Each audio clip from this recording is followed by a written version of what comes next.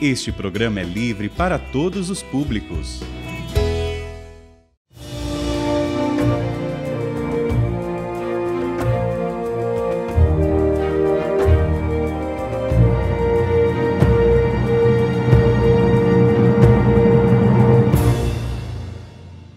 Olá, irmãos. Então, estamos aqui para mais uma etapa no conhecimento e no estudo da história da Igreja. Estamos chegando pertinho já do século XX.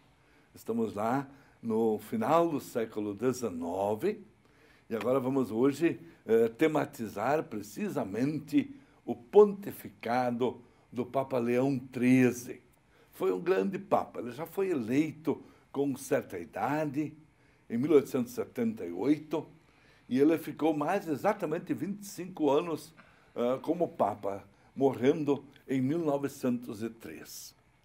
Todos sabiam que a eleição do sucessor de Pio IX seria muito difícil, porque estavam crescendo muito os cardeais estrangeiros, isto é, os cardeais que não eram da Itália, que não eram nem da Europa, e pela situação internacional em que se encontrava concretamente a Santa Sé. A Santa Sé, desde 1870, estava acontecendo dentro do Vaticano, mas presos pelo país Itália, que tinha sido criado e fundado sem o consentimento do Papa. O Papa não queria, de forma alguma, perder o Estado Pontifício. Então, se sentia preso no Vaticano. Então, agora uma parte dos cardeais queriam a continuidade da política de Pio IX. A outra parte queria começar uma nova página e uma política de conciliação com esta Itália. Então, neste contexto, foi eleito Joaquino Pecci. Este Joaquino Pecci, em 1841, tinha sido nomeado para uma coordenação diplomática em Perúgia. E depois ele foi indicado para a nunciatura na Bélgica. Ali ele conheceu o novo catolicismo. E lá na Bélgica ele atravessava o Canal da Mancha, estava na Inglaterra e já estava vendo a realidade dos mineiros e dos trabalhadores agora na indústria, na metalúrgica. Então, ele estava descontente com esta realidade, como o homem estava sendo tratado nestas novas realidades, tanto nas minas como na metalurgia. Então, ali ele foi escrevendo textos e publicando artigos, o que desagradou muito ao rei Leopoldo da Bélgica e também ao primeiro-ministro Metternich do Império Austro-Húngaro. Então, em 1846, de um momento para outro, ele foi nomeado arcebispo de Perúgia. Isto é, saiu do mundo diplomático, saiu daquela região conflagrada da Bélgica e foi para uma cidadezinha no interior da Itália, Perúgia, para ali como arcebispo trabalhar. Era como que promovido para ser removido da Bélgica, em outras palavras. Mas lá em Perúgia, em 1953, recebeu o título de cardeal. Foi feito cardeal. E era um cardeal da igreja que estava observando toda esta realidade, esse movimento da Europa, inclusive depois a unificação italiana. E este cardeal Franzino foi eleito para ser Papa em 1878, tomando o nome de Leão XIII. Como Papa eleito, a 20 de fevereiro de 78, nas cartas pastorais acolhia o progresso e via em tudo as conquistas da humanidade. Com isso, dá ao papado um grande prestígio. Era um tempo de progresso em que a burguesia fortaleceu seu poder e o proletariado operário começa a tomar consciência de sua existência de classe. Realmente o operariado vai tomando consciência de sua classe. É uma classe trabalhadora que está levando à frente o progresso, mas, muitas vezes, com grandes dificuldades e com muita sobrecarga. Ele tomou inicialmente diferentes secretários de Estado, mas quem mais tempo ficou ao lado de Leão XIII foi o grande cardeal Rampolla. Rampolla dirigiu por 15 anos a política da Santa Sé. Então, nós temos aqui alguns aspectos que são de continuidade do pontificado de Pio IX. Por exemplo, ele prossegue a sua reação contra o racionalismo, o laicismo, condena o matrimônio civil, condena o divórcio, bem como a maçonaria e as crescentes tentativas de secularização da sociedade.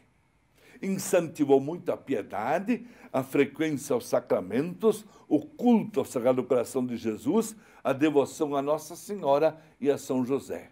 Portanto, dá, assim, muita força para essas novas devoções que estavam entrando na igreja. Então, abrange esse lado religioso.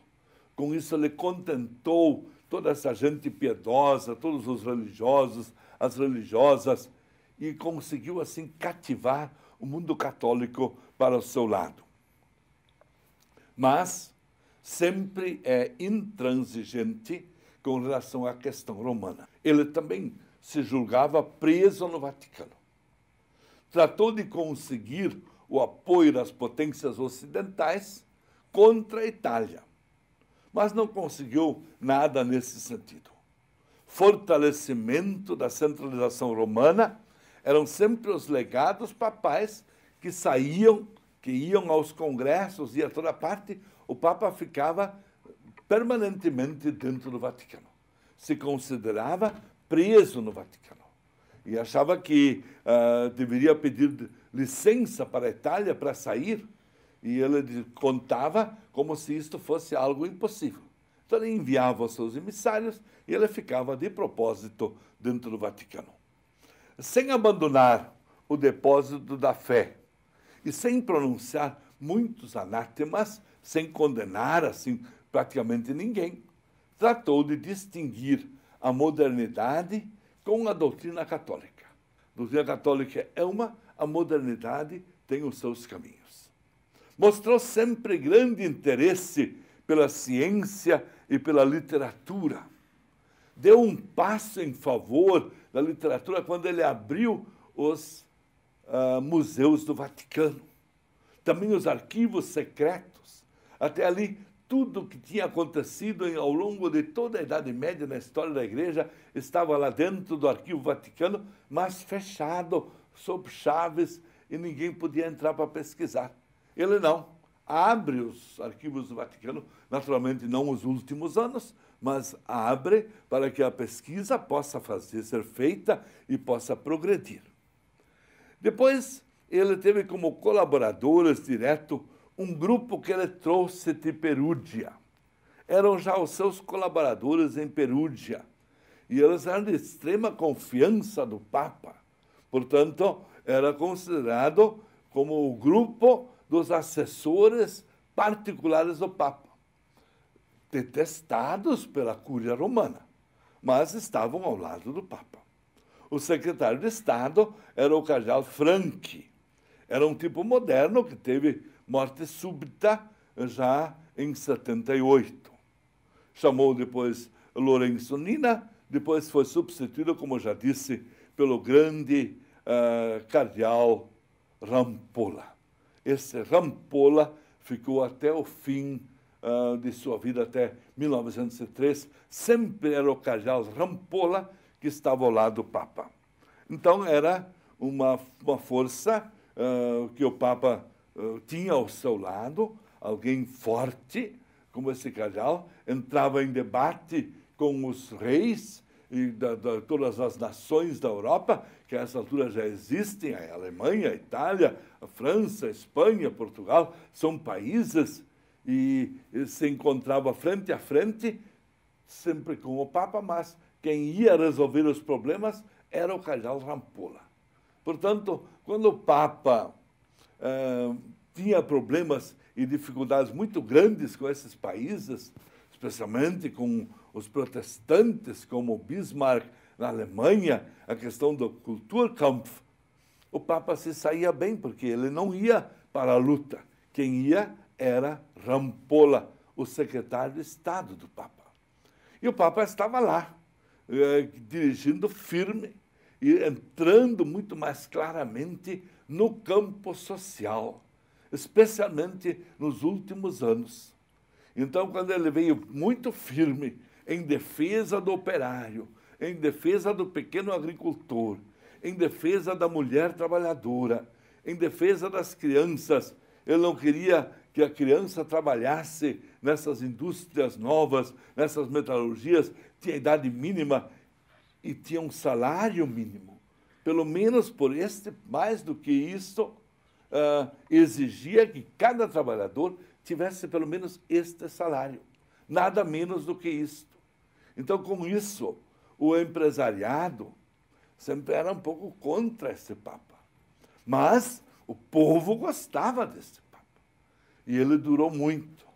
Realmente já idoso, mais de 90 anos, conduzia aquela igreja com toda a firmeza. O cardeal Rampolla ao seu lado, era um diplomata hábil, de grande cultura, e mostrava claramente que o Papa estava com a razão, que o Papa conhecia esta realidade. O Papa tinha vivido isso na sua juventude. Ele estava lá na Bélgica presente quando nasceram as principais indústrias e a Revolução Industrial. Então, foi a igreja presente no mundo do trabalho e a sociedade teve que, aos poucos, ir se adaptando a esta nova realidade que a igreja orientava com a sua doutrina. E com a firmeza da doutrina foi se impondo não só nos países da Europa, mas também nos países nascentes aqui da América Latina. Recebam todos, nesta hora também, a bênção de Deus Todo-Poderoso, o Pai, o Filho e o Espírito Santo. Amém.